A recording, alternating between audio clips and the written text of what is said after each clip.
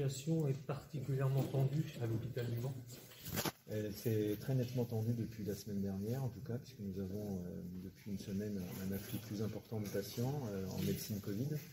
Et le nombre d'entrants est très nettement supérieur au nombre de sortants, ce qui naturellement nous oblige à réouvrir des capacités pour prendre en charge des patients victimes de la Covid.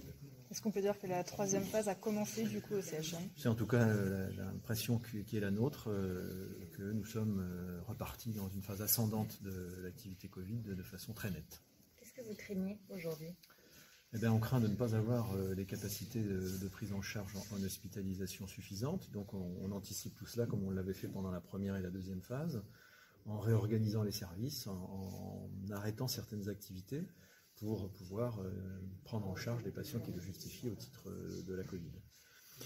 Voilà, pour l'instant, on n'est pas encore à une situation de saturation, hein, loin s'en faut, mais nous nous sommes mis en alerte et la cellule de crise a commencé à prendre des orientations pour faire en sorte que nous soyons prêts demain, pendant le week-end et après le week-end. C'est une question, vous avez dit, de répartition à la fois entre les services et entre les établissements. Il n'y a pas que le CHM. Non, bien sûr, il n'y a pas que le CHM qui est concerné par cette augmentation d'activité. Tous les établissements de la Sarthe le sont.